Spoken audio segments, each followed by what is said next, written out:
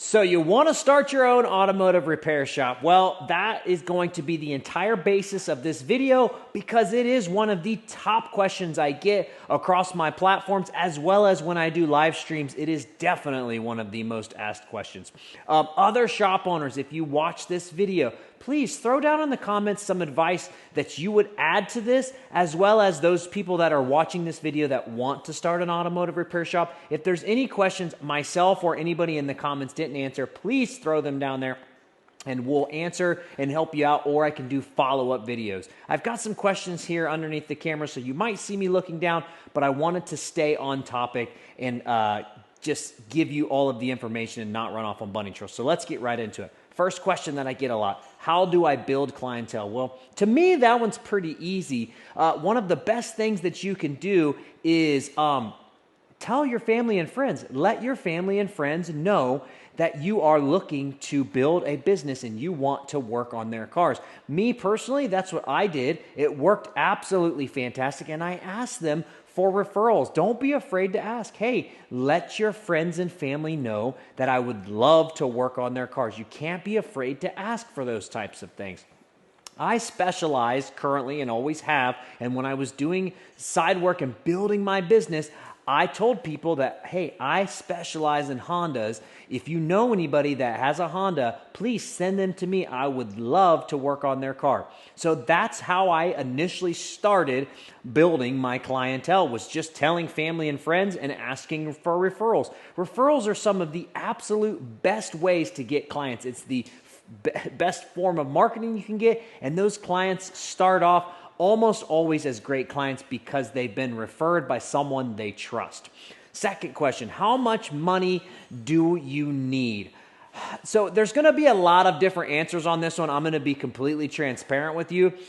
Me personally, I think you should start with no less than 50 grand in the bank. Now, there's plenty of people out there that have done it with far less money than that. Yes, you can. There are going to be some variables in there on whether that's going to make it even harder or easier or whatnot, because some people already have a garage or building they can just start working out of. That's going to be a little different because your overhead and costs are going to be way lower, so you're not going to need as much money in savings and things. As well as some people already have equipment and stuff that they've already bought for the business. So that's going to help alleviate some of that as well. But a lot of people don't have that. And that's why I say absolutely 50 grand, more if you can make it work. 100 grand would be nice. I know some people that say 100 grand or more. Here's the thing: when you start off your business and you don't have any money in the bank, and then you hit those slow times, you start making decisions based off of fear. And a fear-based run business is very, very bad and dangerous. And you start to do things you normally wouldn't do. You start taking work you wouldn't normally take on. It adds to the stress, and everything just compiles on top of each other. So having that nice little nest egg in there helps for when you're trying to do a job and you need a special tool or a piece of equipment in the shop. Or if you make a mistake and break something, you don't want to make a bunch of claims on your business insurance in the beginning. So if you can cover it out of pocket, it makes those decisions a lot easier, because guess what? We're all human and we're going to make mistakes. So me personally, that's what I did. We didn't take a paycheck for the first 6 months of running this business. And even the first year and a half, I didn't even pay myself half of what I was making when I left the dealership. So keep that in mind. You're going to hit some slow times. Even these big, huge, massive chain shops and dealerships have slow times. So don't think you're not going to have them, because it does happen. Second, should I lease or buy?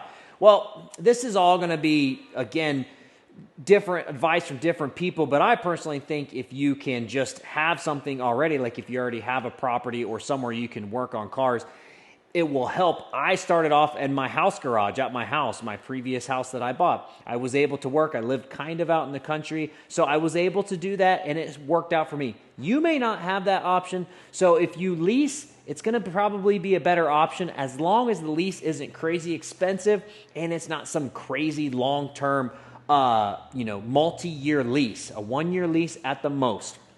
But you're going to want to look at your overall monthly cost, of course.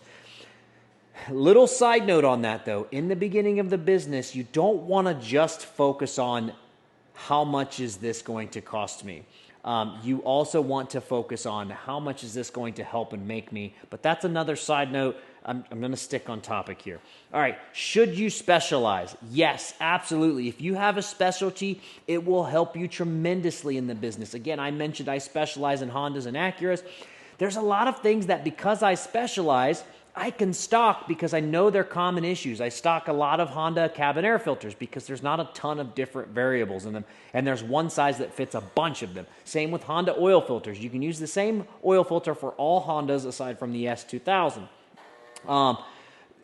Like spool valves and timing belt kits and common things that you see a lot on those vehicles that you're working on. So that helps you stay efficient. So you're not waiting on parts as much as you normally would be on other vehicles, as well as you're more efficient doing the jobs because you can get them done faster because you see the vehicles more often and you're very familiar with them. So yes, absolutely, if you can specialize, you should. Does that mean you only need to work on those? So yes, once again, specialize if you can. Again, do you have to only work on those makes and models? No, absolutely not. I don't just work on Hondas and Acuras. I work on Asian and domestic vehicles. I have quite a few clients that have American vehicles, GMs, Fords, Chryslers, so on and so forth. I work on a lot of Toyotas. But over half of my revenue that comes in the shop are on Hondas. And those people that have been to multiple other shops and dealerships and they have a Honda and none of those other places have been able to fix it, guess who they bring it to? Me, because I'm known in the area as the Honda guy. So that helps a ton. Should I do any marketing? In the beginning, word of mouth is going to be your best friend. So client experiences, client retention, all of those things are going to come into play. Word of mouth is going to be your best absolute friend 100%. Eventually, yes, I recommend marketing. Now, this is a whole other side of things, so I'm not going to go too in depth.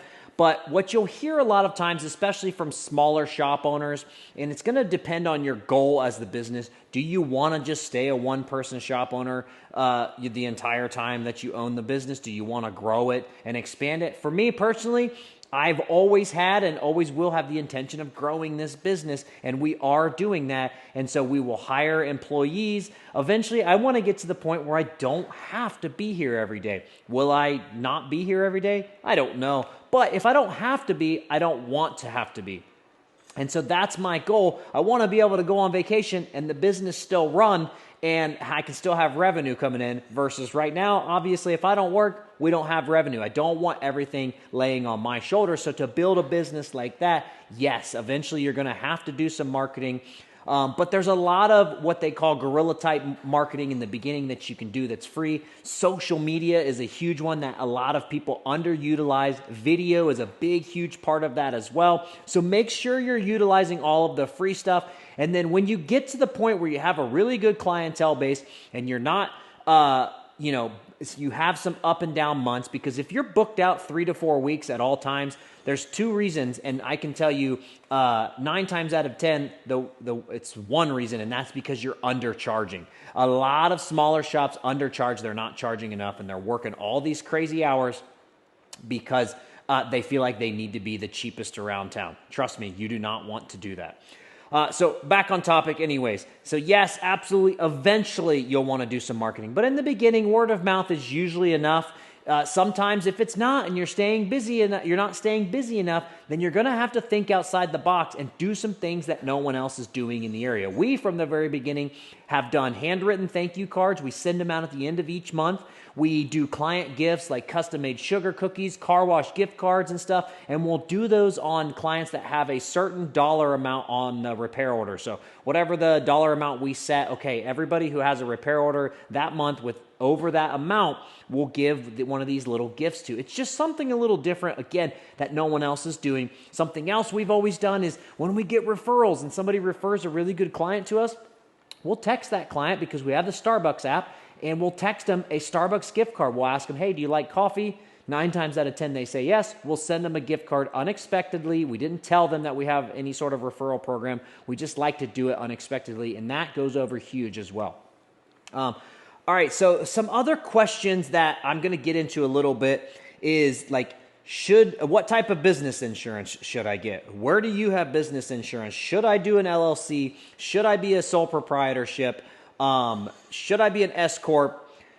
A lot of these smaller questions, like should I get a business license? All of this stuff, Listen, there's some things that you're going to have to dig in and do on your own. You can't just get the answer to everything and get a silver bullet answer. You're going to want to put in the time and the effort to figure some of this stuff out on your own, because it's going to make you appreciate it more. If everybody just hands you all the answers and the information right from the start, you're not going to appreciate it, and you're not going to realize how much work there is to go into a business. And I'm telling you right now, it is one of the hardest things that you'll do in your life. So keep that in mind. And I'm not saying that to scare you away. I'm just saying that to be prepared. Be ready to make some sacrifices. Make sure if you're married, you talk to your significant other and you communicate and understand and know that there's going to be a season where you're going to be having to put in a lot of extra time, because in the very, very beginning, you're literally doing everything. You are the marketer, you are the owner, you're the advisor, you're the mechanic, you're the janitor, you're all of the above, the CEO, the chief everything officer. And as you start to get revenue in, you can start to hire people out like accountants, which is something you're going to want to hire as soon as possible as an accountant. You're going to want to hire some sort of marketing eventually, like I said, because you're not going to have time to do everything. You'll start to realize as a one-person shop owner, where you used to maybe be able to turn 40 to 60 hours a week, you'll be lucky to turn 25 to 30 unless you want to work 60, 70, 80 hours a week, because writing up estimates, doing inspections, talking to clients, dealing with vendors, setting up appointments, all of that stuff takes up a lot of time. So anyways, again, if you have any questions further than what we've answered today in this video, please throw them down in the comments below. I'm happy to answer any way I can and help out any way I can. Appreciate y'all. Take it easy.